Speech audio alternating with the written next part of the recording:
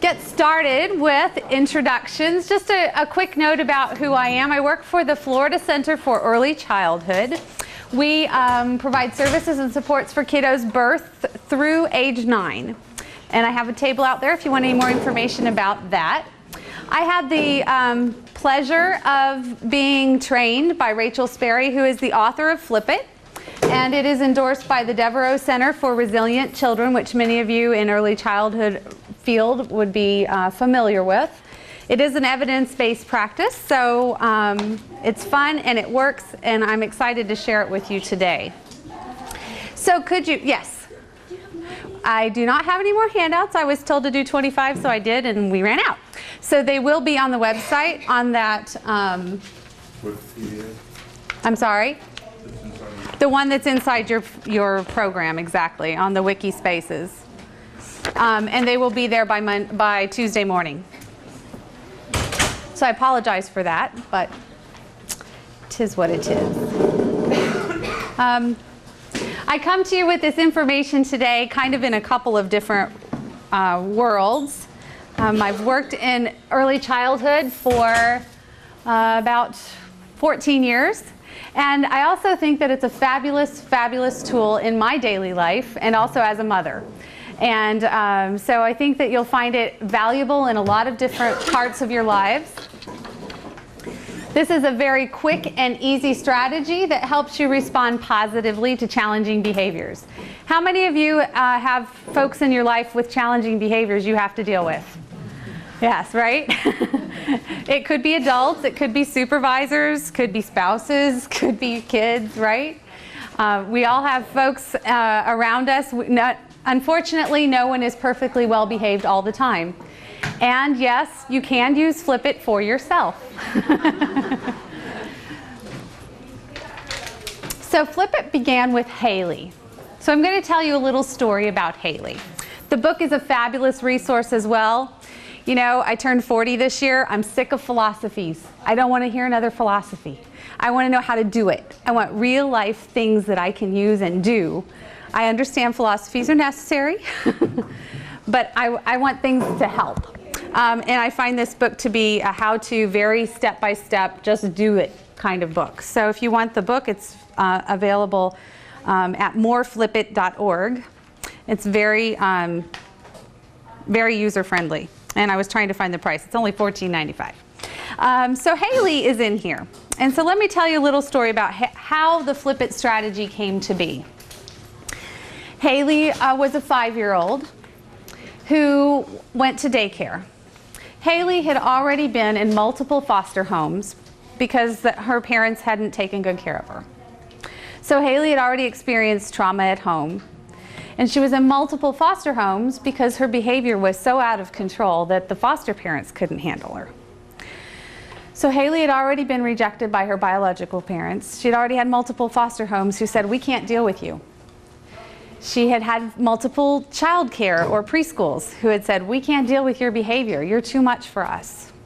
So when Haley got to Rachel's preschool, and she was trying to, bless you, she was trying to scratch their eyes out, she was just mad. She would walk in the door ready to fight. She was mad. "I'm going to scratch your eyeballs out. You're fat, you're tall, you're short, you're ugly, you're funny, you're whatever." She had everything to say about the adults in the preschool, and none of it was positive. So they were very concerned that they weren't going to be able to handle Haley either. But Rachel said, this always makes me cry, Rachel said, "I'm not going to be one more adult who tells Haley, I can't deal with you."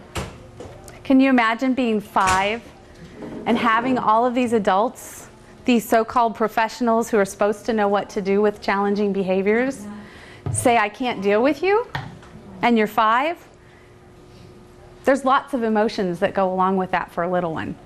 So Rachel said, okay, I'm not going to give up on Haley. I'm going to figure this out.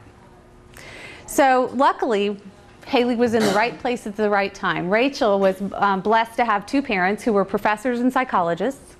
And so she went home and said, Mom, Dad, what do I do? And so Mom and Dad helped, gave her some more resources, and suggested that she try something. So Rachel began saying things like, every time Haley said, I'm going to rip your eyeballs out, she would acknowledge her feelings. She would say things like, I see you're getting so mad. Then she would set a loving limit. Remember, we agreed to keep each other safe. Then she would inquire and say things like, what can we do to help you with your mad? Or help you get your mad out? And then she would prompt her with things like, can we rub your back? Or squeeze some Play-Doh? Do you think that worked immediately? No. It's not magic, and I don't have a magic wand. I've tried. I've made them over the years. They never seem to work quite right. So it took consistency. It took lots of time. It took about 3 months before Haley stopped with her big, huge behaviors, and it was more kind of at a boiling, a slow simmer. So what she learned is over time with Haley that this was really working. It was a slow process, but with lots of consistency and lots of patience, it was working. They finally figured out that what worked for Haley was, after you did the feelings and the limits and the inquiries, they figured out that rubbing her feet really helped her. Strange as it may seem, yes. But they got creative and they figured out that rubbing her feet really helped her. And so they got to the point where Haley would go, I need you to rub my feet. But think about that. That's huge for a 4 or 5-year-old to be able to say, I need this before I explode, right? That was really pretty cool. And so now, instead of her exploding and ripping eyeballs out, Haley could say, I'm angry, I need you to rub my feet. She just went through all those steps by herself. Lots more independence, lots more self-control. Well, they figured out that Haley was going to kindergarten, and she could not be sticking her feet in her teacher's face saying, rub my feet. That was not going to go over. So they wanted to give her some more independence and some more tools. So one day, Rachel went in, and Rachel's a real kind of storyteller, fun kind of gal anyway. So you have to put on your best actors kind of, it's all in your delivery, right? Sometimes with kids. And so she did something like, Haley, this weekend I went on a hike, and they lived in Virginia. So in Virginia, she said, I went on a hike and I found this cave in the mountains. And back in the very back of the cave, I found a magic foot scratcher. Would you like to try it? And so Haley's like, wow, a magic foot scratcher? Cool. And in essence, it's a back scratcher from Dollar Tree. But we didn't tell Haley that. It's a magic foot scratcher. So Haley, instead of having somebody else rub her feet, she tried it out, and it worked. And so now when Haley had her big behavior or big emotions, they set up her IEP, her plan, so that she could go to her special space and get her foot scratcher out and scratch her own feet. And it worked. She took it to kindergarten with her. It was part of her plan. It worked. By first grade, Haley didn't need it anymore. Haley said, I don't need my magic foot scratcher anymore. You can give it to somebody else. So Haley now is an adult with her own kids, and we'll revisit Haley, but she is definitely the inspiration behind Flip It. Flip It is 4 easy steps. You can remember it, I promise. It's feelings, limits, inquiries, and prompts. So flip. There's lots of fun ways to remember it and lots of fun ways to teach it to other people. One of my favorite is by using some ASL, some American Sign Language. So if you want to play along, I'll teach them to you. Feelings. To do feelings, you stick out the hand you write with. Everybody do that if you want to. You drop your middle finger, drop it, don't stick it up. There you go. And then you go from your belly to your mouth. Because where do your feelings come from? And where do they come out? Feelings. And then we have limits. Take your non-writing hand, and you take your writing hand and you come up to the limit. It's your limit. And then inquiries is just a question mark in the air. Inquiries. And prompts. Oh, this is so fun. Take your non-writing hand and put it out. And your writing hand on top. And you lift it up. Because that's what prompts do. They lift you up. So it's easy to teach someone. It's really fun if you're in a teaching team and you both know this. Or if you're like a guidance counselor and you're working with a teacher and you need to remind them to acknowledge feelings, you can just do the sign if you all know it. So it's a fun way to reinforce using the strategy. So show me inquiries. How about limits? How about prompts? And feelings. Right. So it's just fun. It's a nice way to remember it, to remind yourself. It's best when used very quickly. All 4 steps. It can be anywhere from a minute to 10 minutes. It's not one of those long, drawn out, well, how do you feel about this? And it takes like 40 minutes. It's a very quick one. And the more you practice it, of course, the faster you'll get. At the beginning, it might take longer. And depending on the person that you're working with, it may take longer in one or more of the stages. And sometimes you have to go back and forth. You start with feelings, you get to the inquiries, they blow up again. Back to feelings. And we'll talk about how that looks. Of course, Flip It is not the only strategy anybody should use. It's just one to add to your toolbox. And it definitely requires that consistency we talked about. Remember, for more severe behavior issues, always seek some support from a mental health professional. The Florida Center is happy to work with you if you have a child under the age of 9. And then we have our other community partners like Coastal and JFCS. So relationships are the foundation of any strategy. So think about yourself. When you're faced with a challenging situation, and you look to someone for help, do you go to a complete stranger or do you go to someone that you have a relationship with? Someone you have a relationship with. What's key to that relationship? What are some words? What else? Comfort, trust. Other things you're thinking about? Acceptance. Feelings. Non-judgmental is another one often said. They're not going to judge you for whatever your challenges that you're coming to them with. Very important. Important to remember that with the kids and the parents perhaps that we're working with. Sometimes our biggest challenges, just kind of off the top of your head, is your biggest challenges when it comes to behavior. Is it the children you're working with or is it some of the adults you're working with? The adults. Right. And you know what we often forget, I think, as professionals, is to build those relationships with the adults. And there's little things we can do along the way to improve those relationships. But I think, we spend lots of time with the kids and we think about the kids a lot. And sometimes the adults in their lives may or may not get the attention from us that they would like, or that relationship doesn't get a whole lot of attention. So just food for thought. Let's watch a quick video.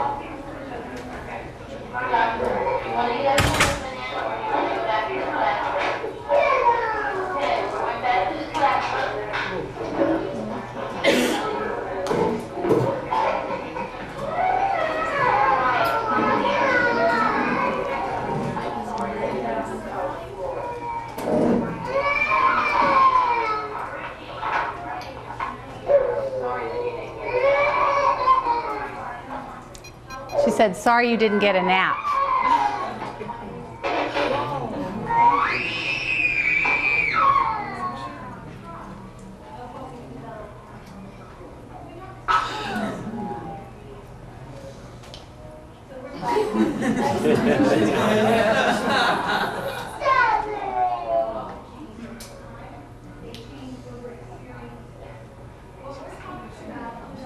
She said, ow, that hurt. And then he screamed at her.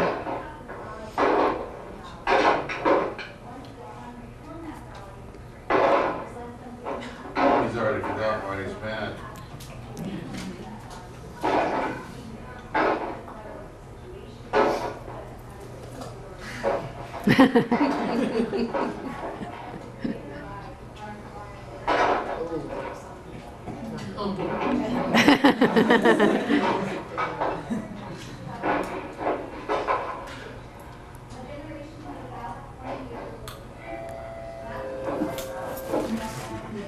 What makes you think the relationship might not be real strong with these two?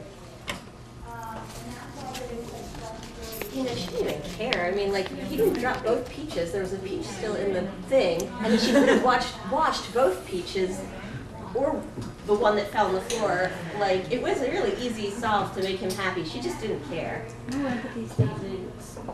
You were so, oh, that's so sad you dropped your peach. Oh, yeah, it's dead. They didn't hear empathy statements, so empathy statements would have helped us think that there was a good relationship. And so, you know, maybe the whole episode could have been prevented if the peach that was still in the bowl would have been put back on the table for him. We don't know what their school rules are, but that could have been a solution, yeah. It didn't seem like there was like that relationship, like she could have got on his level and maybe engaged eye contact. And So you didn't, maybe like tactile, you know. right. So you didn't see some of the kind of expected behaviors when there's a good relationship, maybe getting down to his eye level, or the words that she might have used. Now, what? Go ahead. She could have said, well, I see you're upset, I see you're sad, to help him identify, and then he would have felt acknowledged. Right. So she could have acknowledged his feelings, even starting off from the very beginning. Use the flip it strategy maybe to change the whole process. And you're going to find that you probably do the flip it strategy naturally. You just don't call it flip it. And there may be little tweaks to what you're already doing. So you're absolutely right. In your handouts, and you'll notice the handouts, and for those of you who don't have them, they will be on the website, so I apologize, but thank you all for coming. It's nice to have a full room. But they're numbered oddly because I have to use their handouts as they do them, so it's actually page 5 on the bottom is where we're talking about feelings and relationships. And so yeah, absolutely, relationships lead to empathy, and empathy is very, very important. And we learn best from people that, as you all said, we feel safe, we feel valued and understood. And the flip it process is really about learning how to deal with those big emotions, right? So we kind of identified this a little bit, but think about that person who is your safe person. Think about that person for just a minute, and what do they do to help you feel safe? They listen. They understand you. They understand you. Maybe give you a hug. Oh, they might give you a hug. They really care, and you can feel it. Someone can say the right words, and if they don't care, the person knows. You can really feel whether they care or not. It's important. Sometimes it's just in body language. Sometimes it's in the words that they use. It's important. So we have to keep that in mind, that very often the things that make us feel safe are the exact same things that the children need from us. And sometimes their parents or their caregivers need that from us as well.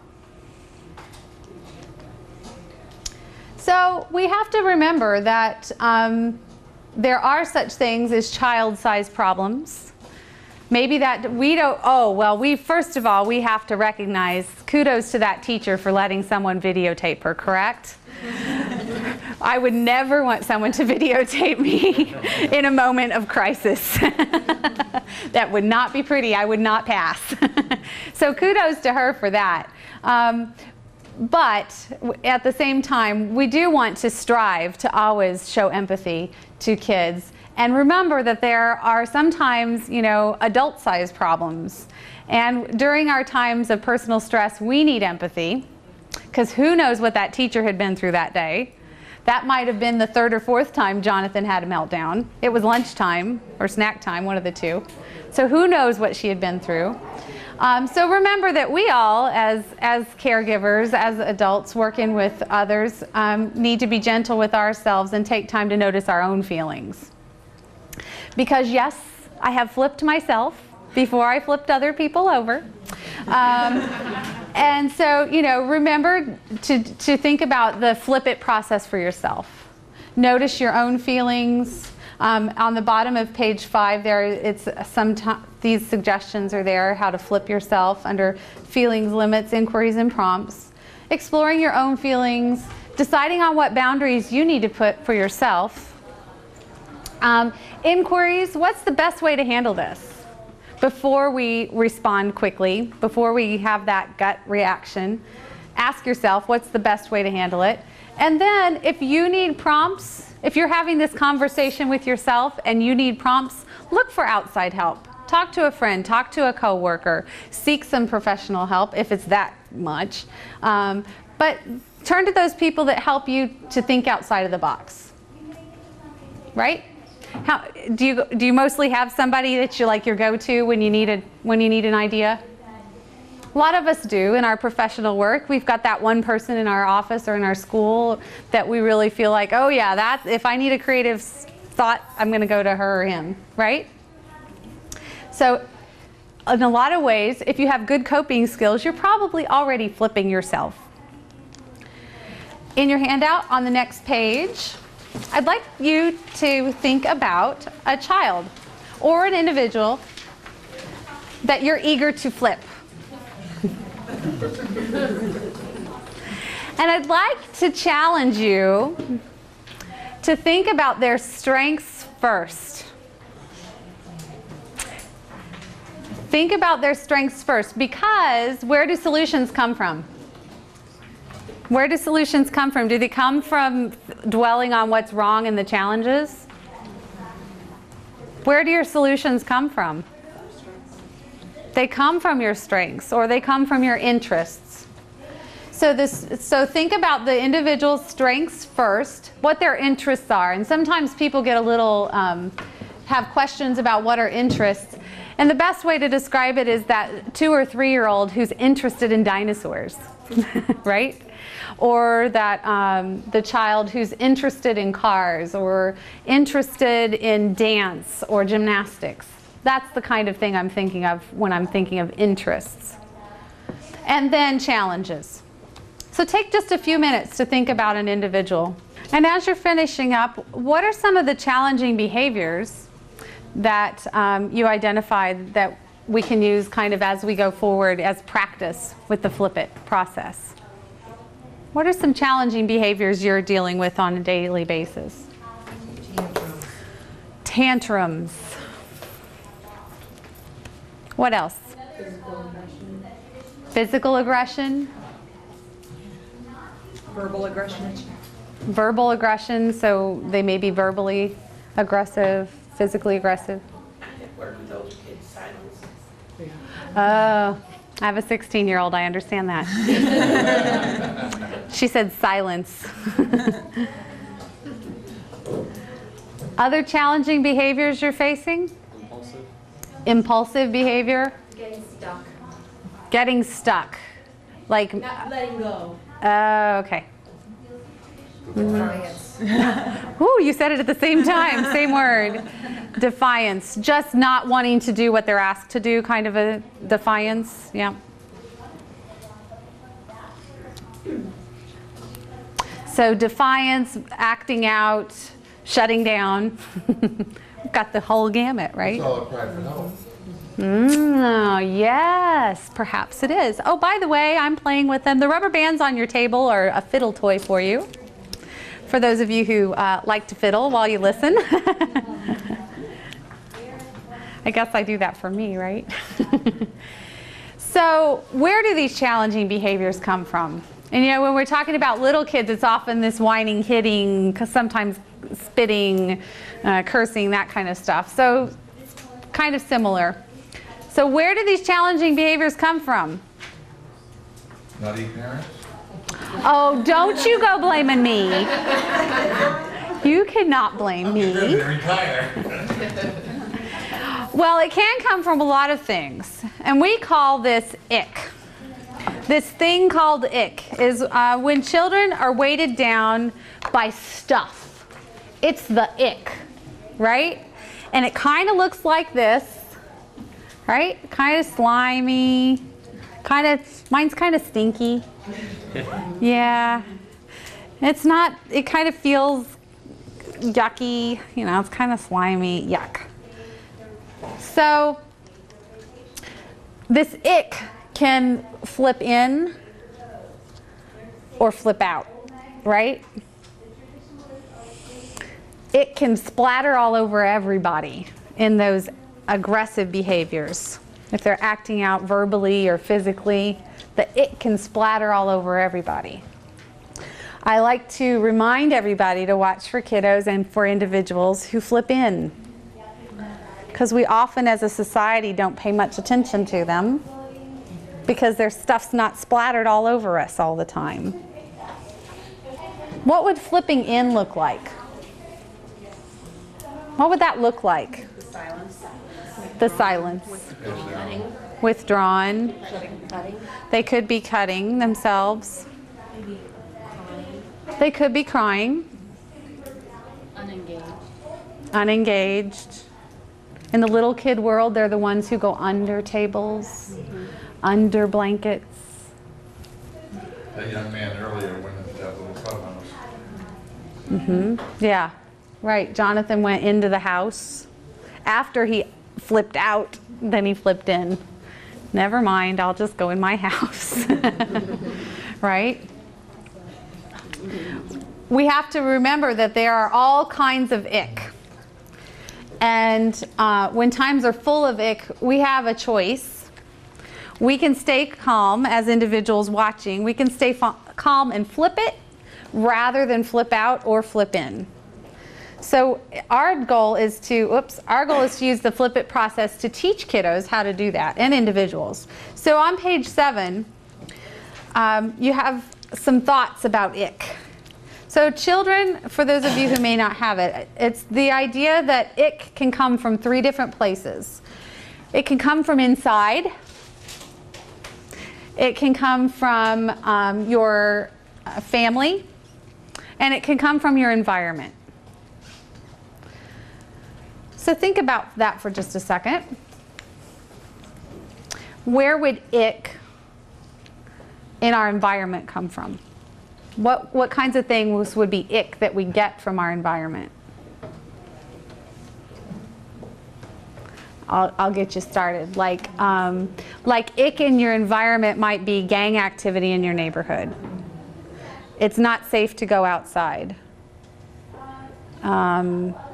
What other environmental ick might there be with the people that you're working with? Kids are hungry. They could be hungry. Or eating horrible foods that. Nutrition can be an ick. Yep. Domestic violence. There can be domestic violence. Yeah.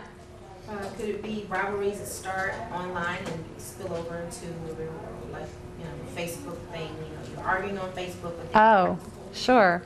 Sure. Maybe if a child is homeless. Yeah, homelessness. Yep, illness or death in the family. Those are some family things. Domestic violence. parent release from prison coming home. Yep, any version of incarceration, whether they're there or coming home or going away. And even some of the stuff that they see on TV, because the TV Yep. maybe be on all the time, or video games that. Digital ick. They can get it from the web or from TV or just things that they're seeing on any of the digital devices they all seem to have, right? Then we can't ignore the within self ick. And those of you who are mental health professionals know very clearly what our inside ick is. We all know it. What's some of the inside ick that individuals deal with? Self-esteem. Self-esteem. What did you say? Self-image. Self-image. I'm too anything, whatever that is. Or I'm not enough something, right? Depression. Any kind of mental illness, ADHD, depression, hyperactivity, any of that stuff. Yep. Lots of ick. It's depressing, so we're not going to stay here very long. Everybody gets real quiet and like, oh my gosh. Even physical illnesses. Yes, right. Physical illness. Yep. So, moral of the story, raise your hand in the room if you have no ick. I thought today I'd find that person. No, unfortunately, and it's very true, we all have ick. Now think about this for just a minute. How many of you know all the ick that the people you work with are dealing with? Do we have any idea what the ick is? My boss is perfect. Oh, really? Oh, Sarah. Well, Sarah has no ick. We know that. Right. So important to remember, and that's why we include this in the Flip It discussion. We all have our own ick. Sometimes we splatter our ick all over everybody else. Sometimes we keep it inside. Our goal of Flip It is to help everybody have empathy, right? If you think about the ick of other people, you'll have more empathy. And our goal with Flip It is to help people, because you all are here and you've all figured out how to do this. We have to help other people learn how to put it in a container and put a lid on it. And the Flip It process will help us to do that. This is a fun little, even just doing this is just another, me and the Dollar Tree are good friends. This is just another quick dollar kind of a thing. It's a great tool if you're working with kids on their emotions or bad things that are happening in their lives. They get this. You don't even have to describe it. You can, but you don't have to. You can just say, you got a lot of ick, don't you? They'll get it. You made the ick look fun. Do what? You made the ick look fun. The ick looks fun, yeah, well. But you can help them learn to put it in a jar, right? Because Haley, think about Haley, rubbing her feet, going to first grade saying, I don't need the magic foot rubber anymore. She learned to put did her ick go away? Did her ick, her experience having been in foster care and rejected by folks at an early age, did that go away? It wasn't as prevalent, but putting it on the label. Well, it didn't go away. That's what I'm saying. It did not go away. But she learned to put it in a container and put a lid on it. She still carries it around with her. Her ick doesn't go away. But she learned how to Acknowledge it and deal with it. Exactly. Yep. And so let's learn how to do that. Let's learn how to coach people through this. One tool, one strategy, the Flip It process. On the next page in your handout, you've got the beginning of the process. So the first step is feelings. Take a look at that definition on the top of your page or on the screen and note the important words. What do you think are the important words as you look at that definition, starting with gently? We listen, we observe, we tell that sometimes we have to help kids because kids may not have ever had the experience of talking about their feelings. And in our American society, we're not real good at talking about feelings. So sometimes kids need some help to learn how to do this along the way. And if you start out with them, you'll find that over time it becomes much more natural. But at the beginning, they may need some help talking about their feelings. And one way to start doing that is by telling them what you're seeing and hearing. Wow, your face tells me that you're really sad today. Or, your feet are really busy. Are you excited? So it's what we're seeing and hearing as a result of their emotions and helping them to really identify what's causing their behavior. Because we know behaviors are really just feelings that need to be understood. Feelings are the root of all behavior, and when they have good feelings, then their behavior is going to be positive. And when they have bad feelings, and all we do is address the behaviors, it's like me going in the backyard and chopping the weed. Is it going to come back? I didn't pull it out by the roots, right? And sometimes even when I pull it out by the roots, it comes back. Those darn Chinese lantern vines, I can't get rid of them. And that's the same way with behavior. It's the same way with ick. Some of us, you know, we've got so much ick down there in our roots. It takes time. It takes time. It takes lots of work. So we're talking about how to flip it into positive. Sometimes, yes, we flop. I always think that sounds like a Dr. Seuss book, right? In fact, I think there is one that's sometimes we flop. And we flop when we ask why. Have I done this? Absolutely. Why did you do that? Think about it for just a minute. If you ask a child of any age or an individual of any age, why did you do that? Can you really answer that question in a productive kind of way? Is it going to get to any solution? Not so much. You're not going to find a solution by asking why. It's our human nature to ask it, but I encourage you to try to eliminate that one from your vocabulary. Another flop in the feelings process is when we address the behavior instead of the feelings.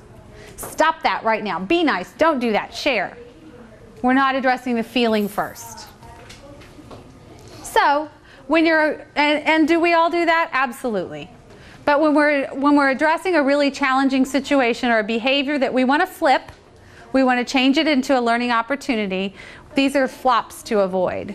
We need to start by addressing the feeling. So on the next page in your handout, there's a question down there on the bottom.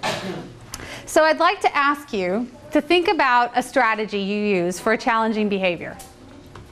Something you use in your work or in your life that you use regularly as a strategy when someone's presenting a challenging behavior. Like an old-fashioned one's timeout or a spanking. But they're strategies. So think about those kinds of things.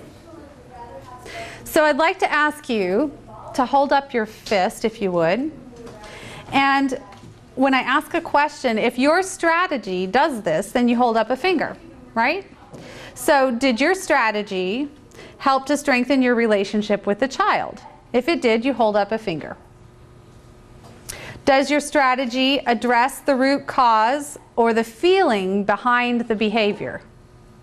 If it does, hold up another finger. Does your strategy help the child learn how to control his or her emotions? If yes, hold up another finger. Does your strategy help the child to become a good problem solver? If yes, you hold up another finger. And does your strategy help to make long-term changes in the child's behavior? If yes, you hold up another one. So you got your number in your head, you know what it is? So these questions really are here to help us to decide if a particular strategy is going to help us accomplish these long-term goals, right? We want kids and we want individuals who can be good problem solvers. If your strategy was a 0 or a 1, that doesn't really accomplish these long-term goals. We need every tool we can get, so don't throw it out of the toolbox, but it shouldn't be your go-to, right? Because it's not teaching long-term problem solving. If your strategy had a 2 or 3, it's a pretty good one. I wouldn't throw that one out either. It's pretty good. Should be one that you keep kind of in the rotation. If your strategy had a 4 or 5, they're good ones. These are strategies that really are helping to promote long-term problem-solving skills. Flip It does do 5, all 5 of those things, so that's why it's one that we feel like is a very, very strong strategy. Okay? So practice. Next page in your handout gives you these questions. These are just some examples of how to begin those conversations with individuals about feelings.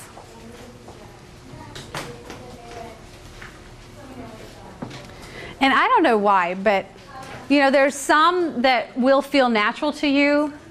There are some that you're going to feel are really hokey. They do not work for you at all, or they don't feel natural. So you have to come up with the wording that feels natural to you. I also caution you not to use the same one over and over. Your kids will catch on. Oh, Mom, really? Not again. I tend to use the wow one because I'm kind of a wow kind of person. I like to be wow. So, wow, you are really happy today. That's awesome. And then we go on. Wow, it really looks like you're feeling sad. That doesn't feel right to me to say, wow, you're sad. But I do like, you know, this one is one that I have mixed feelings about. Some people love it, some people don't. I'm sorry you're feeling so, maybe that's one that is appropriate. I'm sorry you're feeling so sad. But then it kind of feels like it's more about me and not about them. I'm sorry you're feeling, I don't know, that's kind of a weird one to me.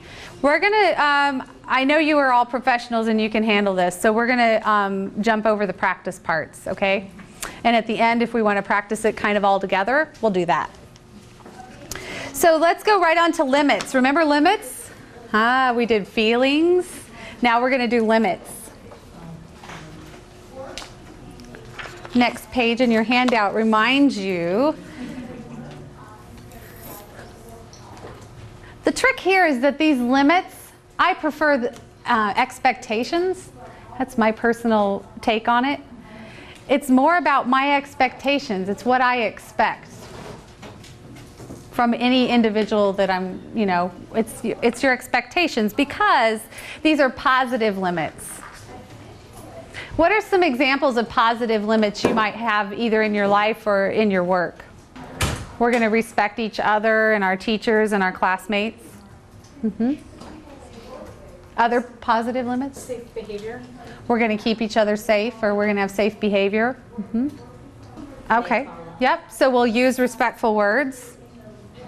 Versus, good example, a positive limit is we'll use respectful words versus a rule. No profanity, no cursing, no bad language. And the reason we want it to be a positive limit, and again, this is kind of, it's just a very minor shift, but it helps the children, and as you all know through positive behavior support, it helps the children to know what we expect, which is why I like it to be expectations. It's what we want from them versus what we don't want from them. So that's, for those of you who are familiar with PBS, this fits absolutely hand in hand. Any questions about positive limits? Positive limits, we flop in this area when we do the don't do that, no hurting, no yelling, no cursing, no running, no. We give them the list of things they're not supposed to do. That's how I grew up. Doesn't seem to work today. So let's try the positive limits. Positive limits are also really important, and if you're doing PBS regularly, you know that you need to reinforce them all the time and in times that are not in crisis, right? It's your positive expectations on a daily basis. So then you move right on to inquiries, and this is a part that we often forget. So you may be acknowledging feelings. You may be setting those positive limits. Maybe you're not using inquiries. Maybe you are. If you are, yay. Inquiries is where we teach our kids to think. Yay. Wouldn't it be lovely to have a generation of thinkers? Would be lovely. This is where we encourage children to think about their own solutions to their challenges. They are their challenges, not ours. So we're asking them questions that really help to promote those healthy problem solving and coping skills, and to really learn and gain that self-control. Because what happens when our emotions are great big, what happens to our brain? We go back to that fight or flight or freeze, right? For anybody who knows brain development, it's exactly where it is. It's right here. And our thinking part, our reasoning part disconnects. And we're back in that fight, flight, or freeze. So we have to help kids. Sometimes we have to bring them back to their reasoning part. We have to help them close the gap and help them to really use that reasoning part and problem solve. So asking questions can often help lead to good problem solving skills. When they're overwhelmed with these feelings, they often shut down or act out. And so that's when they're feeling overwhelmed, sometimes that's when we're seeing some of the worst behaviors. We flop when we are too quick. I'm so guilty of this because I want life to go like this all the time.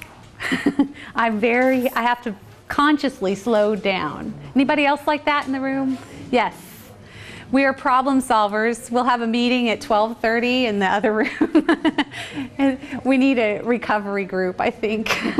It's hard to be a fixer, to always want to fix things for people. And so that's one of the very important things to remember, is that when we ask a question, we have to breathe. Sometimes counting helps to ask the question and wait. Let people have think time, right? So make sure you're not too quick to share the problem or to solve the problem. Example, right? Wow, you are really sad. Well, it's circle time. So there's our positive limit, right? It's circle time. And I say, what would make circle time easier for you? And I go right into, do you want to sit on my lap? What would make circle time easier for you? Do you want to sit on my lap? I didn't even get a chance to think about what would make circle time easier for me. So make sure we don't solve them too quickly. Oh, okay. This is another fun one. So they're really angry, right? And you've said, you are angry. It's time for math. And then you say, what are you going to do about that? Versus, what are you going to do about that? Same exact words, different tone. So it's a big watch out. When you do the inquiry, make sure that your tone invites problem solving. Make sure your empathy is on full gear, right? Turn your empathy on before you ask the question. Because if our tone's not right, the question, it doesn't matter what the words are we say. What if you've got one that's a child who's doing the wrong thing, kind of in an early childhood world, like they're rolling the car all over the walls, right? They've got their play car and they're all over the walls. And so the leading question is, can you roll the car on the floor instead? How else might you ask that in an open-ended kind of way? Is there a better place to roll the car? Yeah. Is there a better place to roll the car? Do you see cars doing that downtown? That's funny, but not open-ended. Do you see cars doing that downtown? It's not open-ended because it's a yes-no answer. Do you see? Yes. So do you, can you, those are closed-ended usually. How can you? How else? What might you? Did you have an idea? Did you say something? Where else? Where else? Mm-hmm. What are our expectations for safe play? What are our expectations for safe play? Is that an inquiry about how they might solve their problem, or is that going back to limits? Yeah, it really is. So if we've said, like if that's the situation, I see you really want to drive the car today. That's the it's the feeling kind of. I see you want to drive the car, right? Then you give them the limit.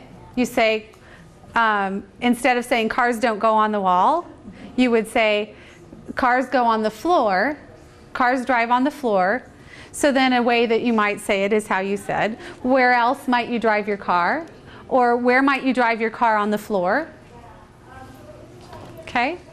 So just tweaking kind of the way we do it. You'll notice though, if you go through the 4 steps kind of consecutively in order, then you will get a quick solution to a challenging situation.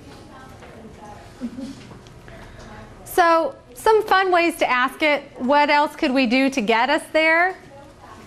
You know, with little ones and defiance, You all identified defiance as sometimes an issue. Asking this question with a kiddo who's defiant is kind of interesting. Because what kind of answers are you going to get? You work with teenagers, don't you? Yeah. I thought you did. What kind of answers do you get from a teenager if you say, what else can we do? Nothing. I don't know. But they say it that way too, don't they? Poor kids. We're so mean. Or they'll purposely give you the wrong answer, like the one you don't want to hear. Ah, okay. So like if they say burn it down, then we say, well, then we go back to our limits, right? Then you go back to your limits, we got to keep each other safe. How else might we do it? Right? I don't know. Yeah, you'll get lots of I don't knows. But consistency. Do not give up. Be like a rock. No. We are going to solve this problem. Right? I do like the one that says on there, how could we make this fun? Most of us don't have enough fun in our life. We take life way too seriously. And so sometimes trying to make something fun is a nice way to solve problems. And sometimes kids need to know that it's okay to have fun when you're doing homework. We just got to figure out a fun way to do it. So how could we do this to make it fun? Not always appropriate, but sometimes. I like this one too. Think about that. Especially for your defiant kiddo, the one who just doesn't want to do it. Or the one who's just aggressive, acting out. How can we make this work?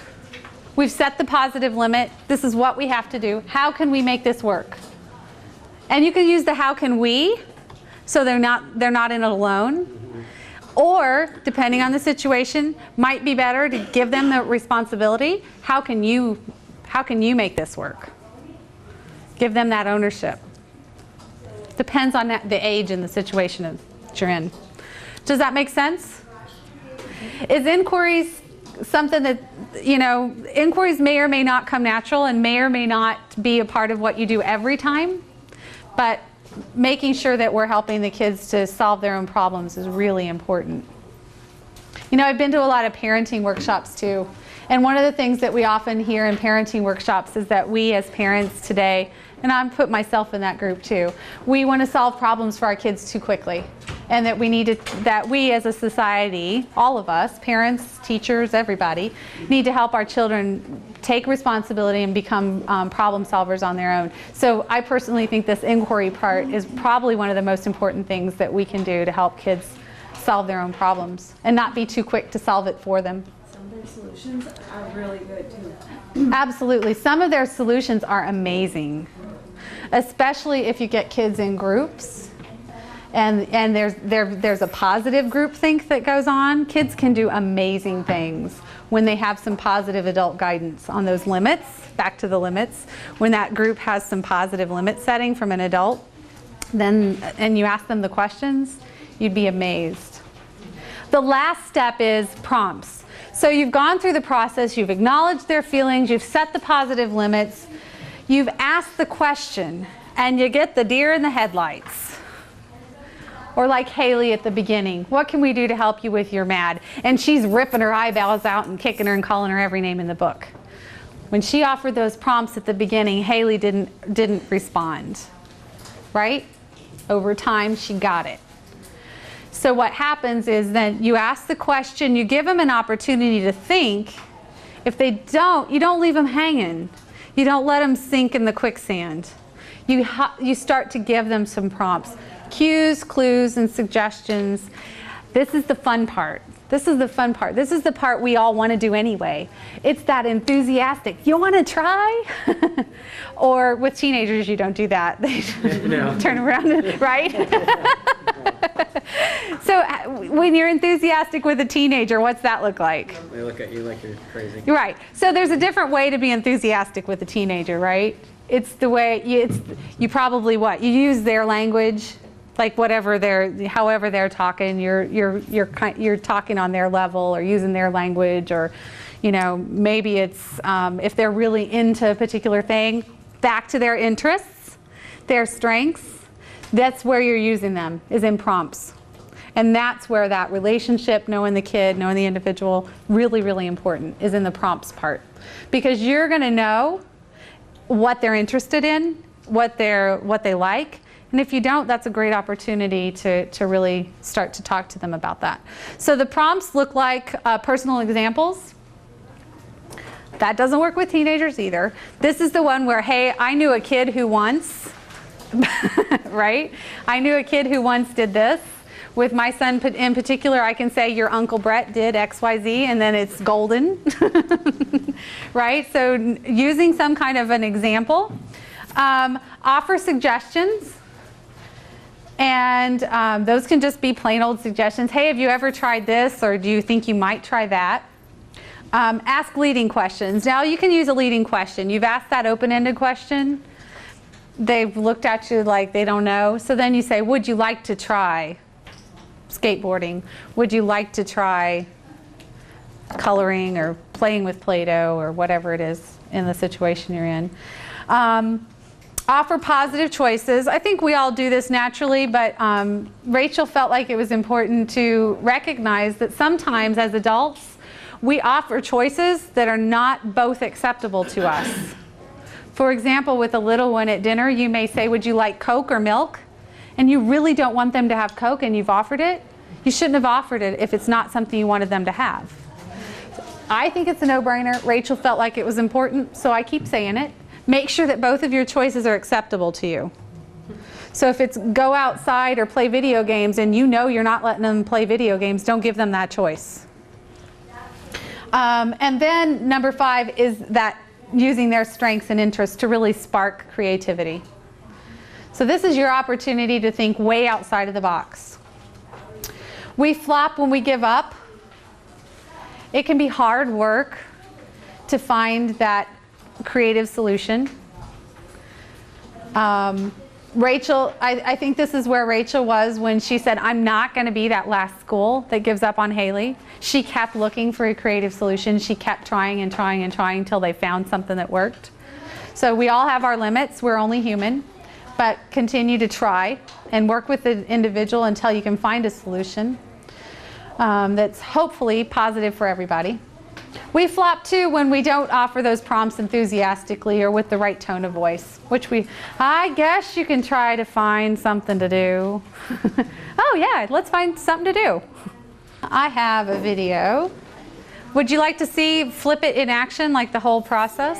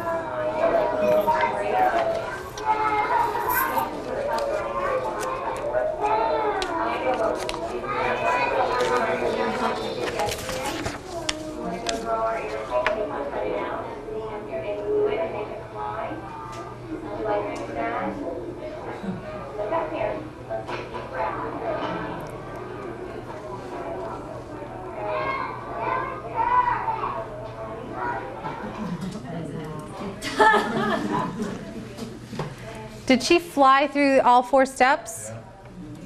Did she just do those 4 steps? Did she just do FLIP? What'd she do? She'd offer a lot of alternatives and Yeah. She did lots of prompts. She went back to feelings a lot. You're sad. I know it's hard to wait. The Right? limits with the time. Mm-hmm. She set limits. But she must have known the kid because when she used her watch, he stopped everything dead in his tracks. He had to see that watch. Exactly, yeah. And when she finally got to the prompt that worked with him, it's because she knew he liked airplanes. She knew he was into airplanes. And she offered a couple different options with airplanes in them even, right? She had some prompts in there with a couple of different ways to use an airplane. What else did you see? I'd go to jail if I did it with one of my students. I got 19-year-old females. Oh, well, you would approach them differently, yes. Yes, you would. You would approach them differently. The little girl who walked up, what about her? Well, she also used it with her too. Mm-hmm. So she was kind of going back and forth between the little girl and the boy, who was a much bigger crisis. Right. But it helped the little boy to hear that even the little girl would have to wait. Absolutely. And I think the moral from that story is consistency and making sure that it's part of your everyday language as you're working with students and individuals. These are our expectations. These are our limits. And making sure that they're fair. Kids are very, very in tune with whether it's the same for me and, you know, right? Just think about you and your siblings. If you have siblings, you know if it was fair or not, right? The kids definitely do too. Any other questions or comments? On the very back page of your handouts, you have some scenarios. There are definitely early childhood scenarios. Great place to practice. If you have any questions afterwards, I'll be happy to stick around. Also, if you need to get in touch with me, I'm happy to, like, if you run into a situation, you've tried it, you either loved it, I love to hear feedback, or if you ran into a situation where it didn't quite work and you want to talk about it, I'm happy to have a chat on the phone. I'll leave my business cards up here. You can also find me at thefloridacenter.org. And I think inside your programs, don't forget to do the evaluation. And I think oh, look at that. We started late and we're ending on time. Yay! Thank you all.